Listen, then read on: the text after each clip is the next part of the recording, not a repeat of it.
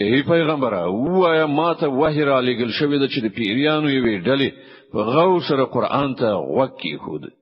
بیا یې لبرت سنیدو ورسته خپل قوم ته وویل مونږ خورا یو ډیر عجیب قران اوریدلای دی چې د سمې لارې لوري ته لارښوونه کوي دې کبل مونږ پر هغه باندې ایمان را وړای دی او اوس به مونږ هیڅ کله ل خپل پروردگار سره څوک شریک نکړو چې د او دا چې زموږ د پروردگار شان ډیر لوړ او پورته دی هغه څوک میرمن یا زوی نه دی نیولای او دا چې زموږ نه په هان د الله په باب ډیر د حق پر خلاف خبرې کوي او دا چې مونږ غنلې و چې انسان او پیرای هیڅ کله د خدای په باب دروغ نشي ویلای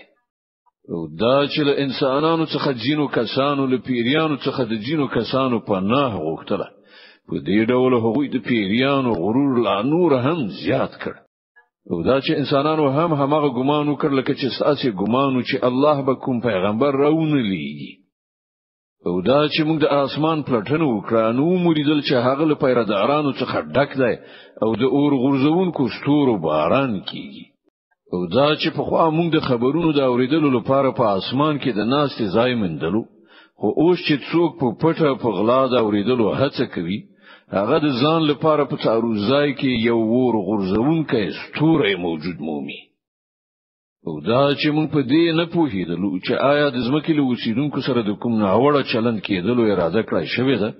یا د هغو پروردگار هغو ته د سمې لارې خودل غواړي او دا چې موږ نه ځینې خلک صالحان دي او ځینې له دینه پرته موږ په بیلا بیلو ډولونو کې ویشل شوي او دا چې موږ انګیرله چې نه په ځمکه کې موږ الله به وسه کولای شو او نه په تیښته ماتي ورکولای شو او دا چې کله موږ د قران لارښوونه واوریدله نو موږ ور باندې ایمان راوړ نو هر څوک چې په خپل پروردگار باندې ایمان راوړي له هغه سره به د څه حق تلفي یا ظلم ویره نه وي او دا چې موږ څخه ځینې مسلمانان یعنی د الله امر منونکي دي او ځینې له حق نه منحرف نو چې اسلام یعنی د امر منلو چلند غوړه کړ هغوی د ژغورنې لار ولټوله او کوم کسان چې له حق نه منحرف دي هغوی د دوزخ د سون مواد ګرځیدونکي دي او ای پیغمبر وایا ماته دا وحی شوی ده چې که خلک په ثبات سره په سم لار تللی وای نو موږ به هغوی خو او بو سره خړوب کړیو ترڅو چې په دې نعمت سره هغوی وازمایو او څوک چې د خپل پروردگار د ذکر نه مخ واړوي نو د هغه پروردگار به هغه په سخت عذاب کې اخته کړي او دا هم وحی شوی ده چې جماعتونه د الله لپاره دي نو دې کبل په حقوق له الله سره کوم بل څوک مبلي او دا چې کله چې د الله بنده د هغه د عبادت لپاره ودرید نو خلک پر هغه باندې د ورلویدلو لپاره چمتو شول ای پیغمبر وایي چې زه خو خپل پروردگار بل مولا هغه سره هیڅ څوک نه شریکوم وایي زه تاسو ته نه د څه زیان رسولو واک لرم نه د څه ښېګڼې وای ما د الله له مؤاخذې څخه هیڅ څوک نشي ژغورلای او نه زه د هغه له لمنې څخه پرته کوم د پناه ځای موندلای شم زما مسؤلیت لدی پرته بل څه نه دی چې د الله وینا او د هغه پیغامونه ورسوم او هر څوک چې د الله او د هغه د پیغمبر خبره ونه مني د هغه لپاره د دوزخ اور دی او د غراز خلک به په هغه کې د تل لپاره وسیږي